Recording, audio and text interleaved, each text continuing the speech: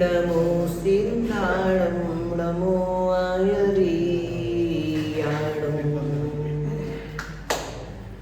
नमो वञ्जायाळं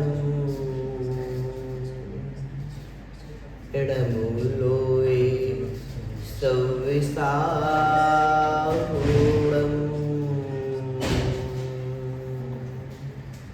नमो लोये सव्विसाहुळं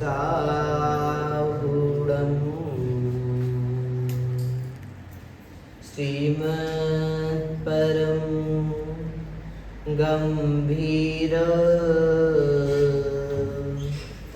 स्यागागमोगिलाञ्छिनं जिया त्रिलोकिनाथस्य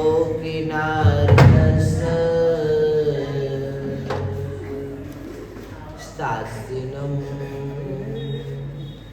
जिनिशासिनं शासिनं जिनिशासिनं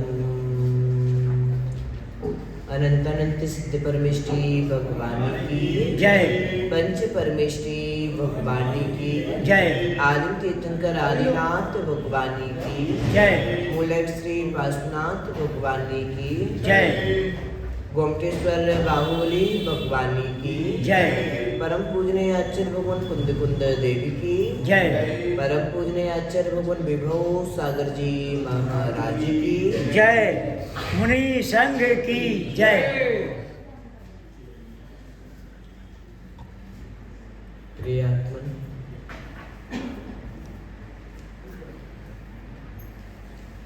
एक बार एक वन में राजा वन विहार के लिए गया।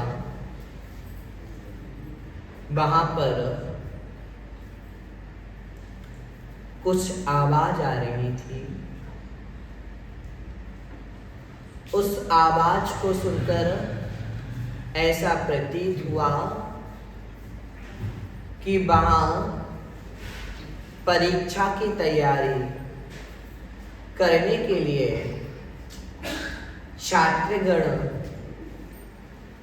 अपना अपना विषय कंप्लीट कर रहे हैं, याद कर रहे हैं। तो जो आवाज आ रही थी वह आवाज थी लोके दुर्लभम किम, इस लोक में दुर्लभ क्या है। राजा संस्कृत का पाठी था। वह बड़ी अच्छे से समझ गया कि जो छात्रगण बोल रहे हैं लोके दुर्लभम किम, लोक में दुर्लभ क्या है, उसका मतलब क्या होना चाहिए। वह कुछ देर विचार करने के लिए बैठ गया, चिंतन करने लगा और सोच में डूब गया कि मैं इस लोक में दुर्लभ क्या समझता हूँ। भैया, आप लोग बिजनेस करते हो, बिजनेस में दुर्लभ क्या होता है? पैसा। पैसा आना चाहिए। आपको पैसे की दुर्लभता का बोध है, इसलिए दिन भर क्या करते हो? दुकान में मेहनत करते हो, दुकान में परिश्रम करते हो कि मेरे लिए पैसा दुर्लभ है, इसलिए मैं मेहनत कर रहा हूँ। किसी से पूछा जाए भैया आपके जीवन में दुर्लभ क्या है, जिसके यहाँ बच्चे ना हो, उससे पूछे तो वह क्या कहेगा? मेरे लिए दुर्लभ क्या है? संतान का सुख मेरे लिए दुर्लभ है। किसी के यहाँ किसी की शादी ना हो रही हो, उससे पूछा जाए कि आपके लिए दुर्लभ क्या है, तो क्या बोला जाएगा? मेरा विवाह हो जाए, यही मेरे लिए दुर्लभ है। मतलब जिस व्यक्ति के पास जो चीज नहीं है उसके लिए वही दुर्लभ होती है। आप लोग बड़े ध्यान से चिंतन करना कि जिसकी आप लोग दुर्लभता समझ रहे हो, क्या वह 4 पैसे के टुकड़े में मिल सकती है? संतान, किसी को आप 4 पैसे दोगे तो आपको संतान मिल जाएगी, मतलब पैसे आदि दोगे तो आप संतान प्राप्त कर सकते हो। किसी के घर पे जाकर पैसे दोगे, आपका विवाह हो सकता है। और भी आप अपने माइंड से काम लोगे तो आपके पास पैसे आ सकते हैं। लेकिन इसके अलावा भी कोई ऐसी चीज है जो आपको नहीं मिल सकती मेहनत करने के बाद भी। विचार करना, एक बार सोचना। पैसा कमाया जा सकता है, विवाह किया जा सकता है, संतान की प्राप्ति हो सकती है। दुनिया में जो भी चर पदार्थ दिख रहे हैं, जो भी हमारी दृष्टि का विषय है, वह सब उपलब्ध हो सकता है। लेकिन जो हमें उपलब्ध है, क्या हम उसे दुर्लभ कह सकते हैं? जो हमें पैसों से मिल सकता है, क्या वह हमारे जीवन में दुर्लभ हो सकता है? पैसे से जो हम कमा सकते हैं, उसकी दुर्लभता तो हमें बोध नहीं होता है। जो हमें मिल जाए उसकी कीमत नहीं कर पाते हैं। राजा बड़ा चिंतनशील है कि जो एक क्वेश्चन किया जा रहा है, उसका आंसर क्या होना चाहिए। छात्रों को क्वेश्चन याद हो गया, उसके बाद वह आंसर याद कर रहे हैं। नर जन्म लोके दुर्लभम। उसके कान में क्या शब्द बड़ा कि जिसके बारे में मैंने चिंतन किया था, जिसके बारे में मैंने विचार किया था, जिसके बारे में मैंने सोचा था, वह तो मुझे अपने जीवन में बार बार मिल सकता है, वह मेरे लिए दुर्लभ नहीं है। लेकिन जो छात्र बोल रहे हैं, जो बच्चे बोल रहे हैं, उन्होंने क्या बोल दिया? नर जन्म दुर्लभम लोके। संसार में सब मिल सकता है, संसार में सभी चीज सुलभ हो सकती है, सभी चीज उपलब्ध करना पॉसिबल हो सकता है। लेकिन एक बार यह नर निकल गया, एक बार मनुष्य जन्म बीत गया, उसके बाद आप कितनी भी कामना कर लेना, कितनी भी मन्नतें मांग लेना, कितना भी विचार कर लेना, कितना भी कुछ भी देने के लिए तैयार हो जाना, दूसरी बार मनुष्य को आसानी से मिलेगा क्या? नहीं मिलेगा। एक बार पूज्य गुरुदेव चारों गतियों की मनुष्य जन्म की दुर्लभता के बारे में बता रहे थे।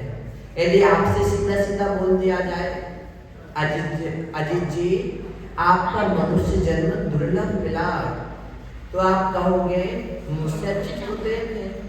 यही कहोगे ना कि मुझे जो भी चाहिए उसके लिए मुझे बहुत सारी मेहनत करनी पड़ती है, उसके बाद मुझे मिलता है। यदि मुझे रोटी चाहिए तो रोटी के लिए कमाई करनी पड़ती है, मुझे पत्रकारिता करनी पड़ती है, यहाँ वहाँ जाना पड़ता है, बहुत सारा मैटर बनाना पड़ता है, उसके बाद 4 रोटी खानी पड़ती है। रोटी आसान नहीं है मिल जाना, है ना? तो रोटी तो आप पैसे से कमा लेते हो मनुष्य जन्म में, लेकिन यदि आप यहाँ से मरण करके स्वर्ग जाओगे, रोटी के लिए कमाई नहीं करनी पड़ेगी। आपको जो भी वस्तु चाहिए उसके लिए मेहनत नहीं करनी पड़ेगी, सिर्फ चिंतन किया और वस्तु मौजूद हो गई। तो मनुष्य बहुत ज्यादा श्रेष्ठ है कि देवपद पाना ज्यादा श्रेष्ठ है। अंशुल, अभी आपको फार्मेसी की एजेंसी चलानी पड़ती ना, दिन भर मेहनत करनी पड़ती है, दिन भर यहाँ वहाँ जाना पड़ता है, महाराज के पास भी नहीं आ पाते। जब महाराज के पास आने का समय हुआ, थक गए, अब सेवा करने का भाव था, लेकिन खुद की सेवा की आवश्यकता है, कोई मेरी ही भैया वृद्धि कर जाए, ऐसा भाव नहीं आता मुझे आपके मुझे बोलो आ जाता है। पर क्या करें, अब बड़े हो गए हैं, कुछ ना कुछ तो करना होगा, है ना। बड़े लोग क्या कहेंगे, जितना बड़ा हो गया कुछ लगता नहीं, शादी कैसे होगी, ये क्वेश्चन आ जाते हैं ना लाइफ में। तो अब देवों के पास ज्यादा सुविधा है कि आपके पास है, कुछ नहीं करना, कुछ कमाना दमाना नहीं, फिर भी उनको कोई चिंता नहीं है, ना तो शादी की चिंता है, ना भोजन की चिंता है, ना घर की चिंता है, कोई भी चिंता नहीं है। तो ज्यादा अच्छा कौन हुआ, मनुष्य भाव कि देव का भाव? क्यों हुआ? सब कुछ कर सकता, देव का रास्ते में अच्छा हमें तो पता ही नहीं था, आपने अच्छा बता दिया, है ना। हमने तो ऐसा सोचा था कि मुनि बनूंगा, मुनि बनने के बाद मोक्ष तो जा नहीं सकता है सब। नहीं, मैंने ये सोचा कि अभी मुनि बनूंगा, अभी मुनि बनकर मोक्ष तो मिलने वाला नहीं है पंचम काल में, तो अच्छा स्वर्ग जाऊंगा, स्वर्ग में बहुत सारी फैसिलिटी मिलेगी, अभी तो कुछ भी नहीं मिलना मनुष्य को, इस पर मेहनत करनी पड़ेगी, है ना। तो हमने तो इसलिए एक में सोच सकता था, पर मैंने मनुष्य भाव की दुर्लभता समझी कि नहीं समझी, कि मनुष्य भाव में जो स्वर्ग में नहीं होगा वह मनुष्य भाव में हो सकता है, जो मुझे नरक में नहीं मिल सकता वह कहाँ मिलेगा, मनुष्य गति में मिल जाएगा। जो त्रियंश पर्याय में नहीं मिल सकता वह मुझे मनुष्य पर्याय में मिल सकता है।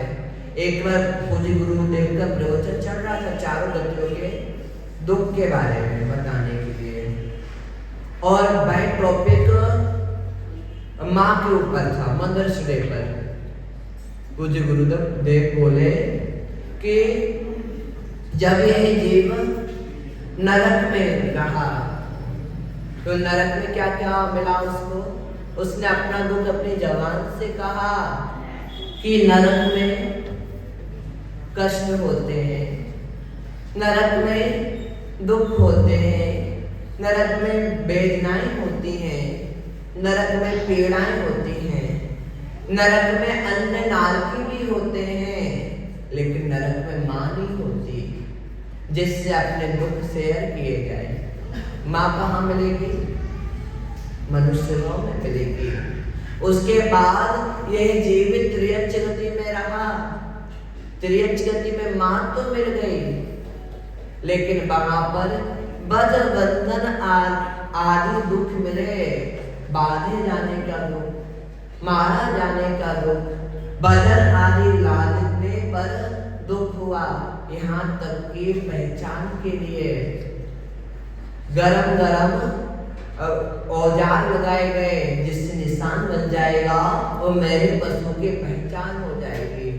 यहाँ तक कि कान आदि काट दिए, मुझे बड़ा दुख हुआ।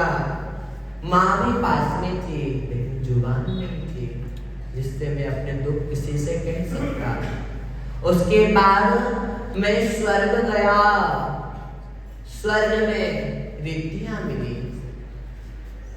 स्वर्ग में वैभव मिला, स्वर्ग में देवियां मिली, जो जो स्वर्ग की फैसिलिटी हो सकती थी, जितना मेरा पुण्य था उसके हिसाब से मुझे सब कुछ मिला। लेकिन मुझे बोध कराने वाले निर्ग्रंथ गुरु नहीं मिले। सब कुछ था, बड़ा खुश था, बड़ा प्रसन्न था, लेकिन मुझे मुझसे मिलाने वाला कोई नहीं था। जब नरक में था तो बार बार चिंतन करता था मैं मनुष्य बनूंगा, मनुष्य बनकर 8 साल का होऊंगा तो जो गलती मैंने पहले की थी वह गलती पुनः नहीं करूंगा। जो मैंने पाप और दुराचार पूर्व जन्म में किया था वह मनुष्य बनकर नहीं करूंगा। मनुष्य बनकर तो 8 साल का होने के बाद मुनि बनूंगा। जो गलती मुझसे पूर्व में हो गई अब मैं दोबारा नहीं करना चाहता। लेकिन काल में ऐसी आई कि तो मनुष्य भी बन गए। मनुष्य बनने के बाद क्या हुआ? जो जहाँ रहता है उसी में मग्न हो जाता है। आपने बड़ी मन्नतें मांगी थी, बड़ी प्रार्थना की थी, सब कुछ किया था, लेकिन मनुष्य भाव में आए, दुनिया की चकाचौंध देखी, दुनिया रंगीन दुनिया देखी, रंगीन दुनिया को देखकर आप भी रंगीन हो गए। जो संकल्प लिया था, जो व्रत लिया था, जो चिंतन किया था, जो सोचा था, वह सब यहाँ आकर भूल गए।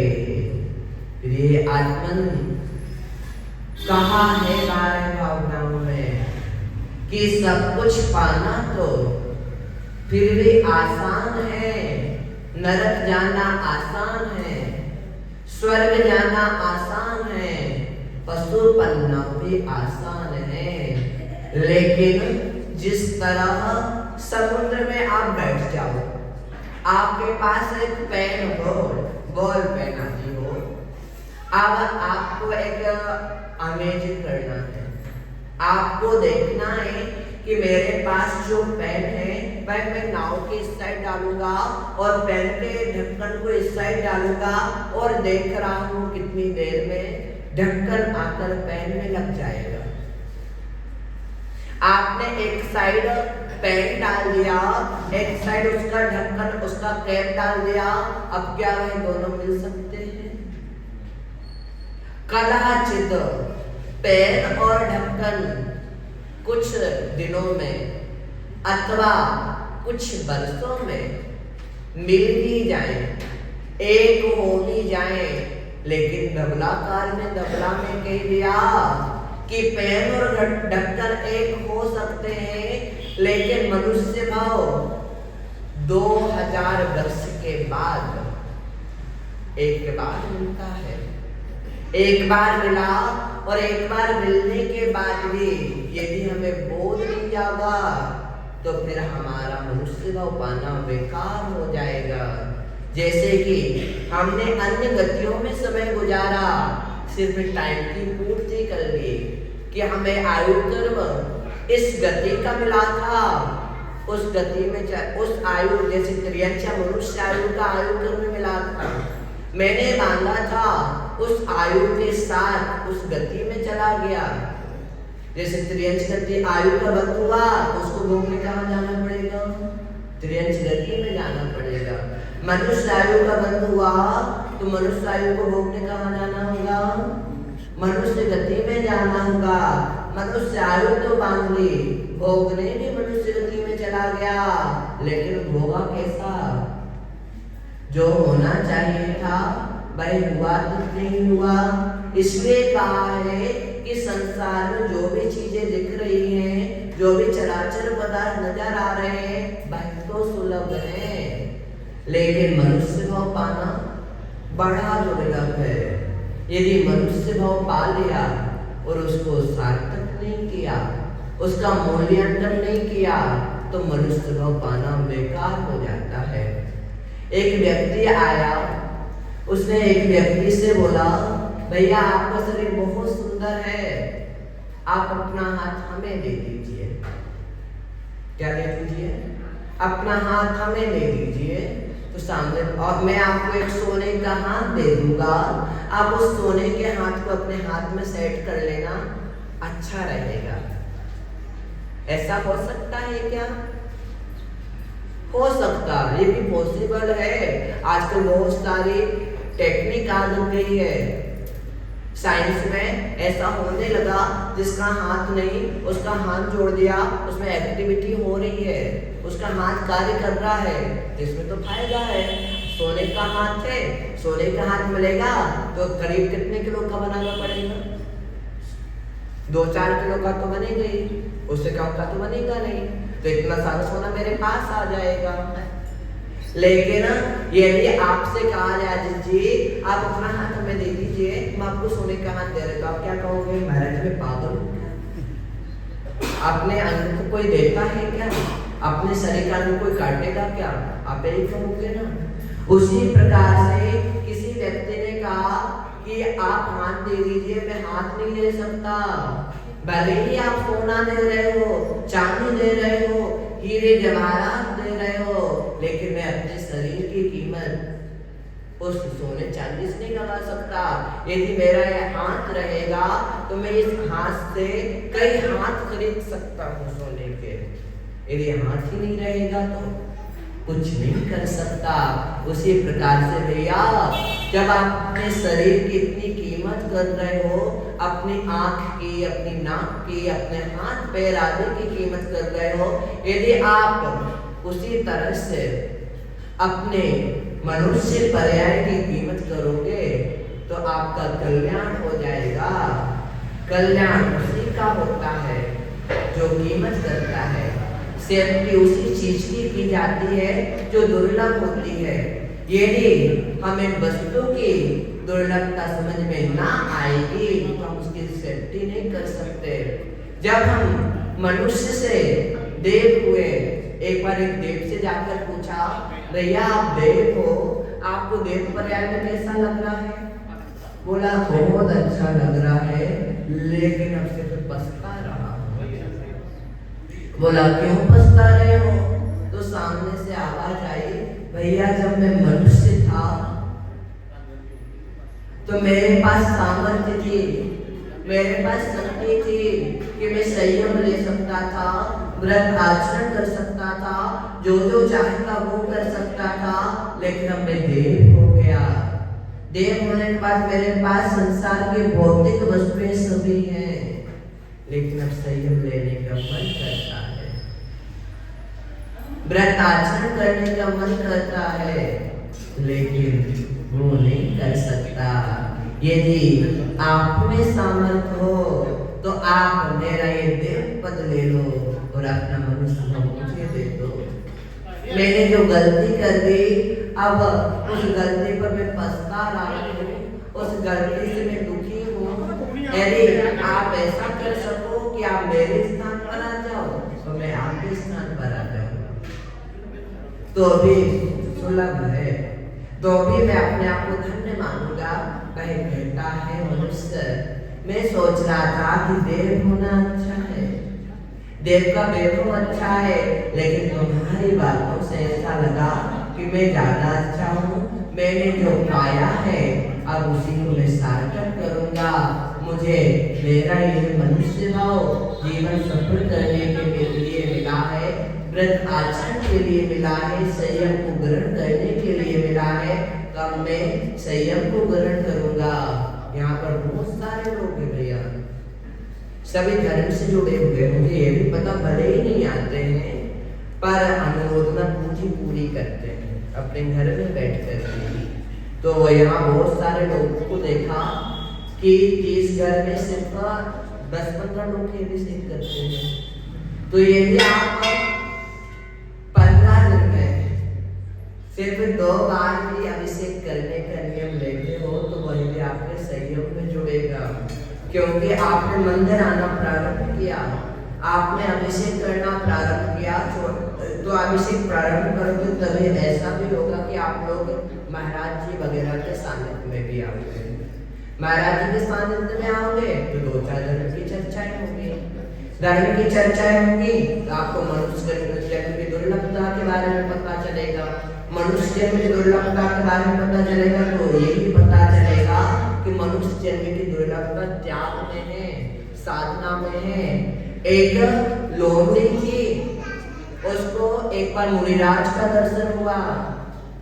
मुनिराज ने नियम दिया कि बेटा कभी रात में भोजन पानी नहीं करना। लोमड़ी ने अच्छे से नियम लिया। अब एक बार उसको बहुत तेज प्यास लगी थी, दिन था, उसने सोचा सामने बावड़ी है, मैं बावड़ी पर जाकर पानी पीऊंगी, मेरी प्यास बुझ जाएगी। वह बावड़ी के नीचे उतरी, उसने देखा अंधेरा, अब क्या करेगी? उसने क्या सोचा, अंधेरा है तो क्या हो गया, रात हो गई। वह फिर कहाँ आया, ऊपर आया। उसने फिर देखा बाहर तो बहुत अच्छा उंडेला है, अभी रात नहीं हुई है तो क्या करना चाहिए, मुझे पानी पी लेना चाहिए। वह पुनः नीचे गया, नीचे जाकर देखा फिर अंधेरा, फिर ऊपर आया, ऊपर पर फिर से उंडेला। ऐसा उसने कई बार किया, प्यास के चक्कर में उसका मरण हो गया। मरकर कहाँ गया? स्वर्ग गया। यदि उसने रात्रि भोजन और रात्रि पानी का त्याग नहीं किया होता तो वह स्वर्ग नहीं जा सकता था। हमारा स्वर्ग भी यही है, हमारा नरक भी यही है।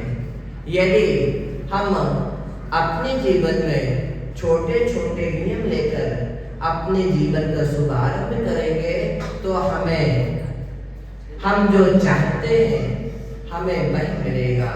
यदि हम नियम को ना लेकर नियम लेने वालों की आलोचना करते हैं, नियम वालों की हंसी उड़ाते हैं, तो जो हमें नहीं चाहिए हमें वही मिलेगा। अब आपको क्या चाहिए है यह मनुष्य भाव की दुर्लभता पर डिपेंड करता है। आप मनुष्य भाव को जितना दुर्लभ समझोगे उसको उतने अच्छे से जीने का प्रयास करोगे।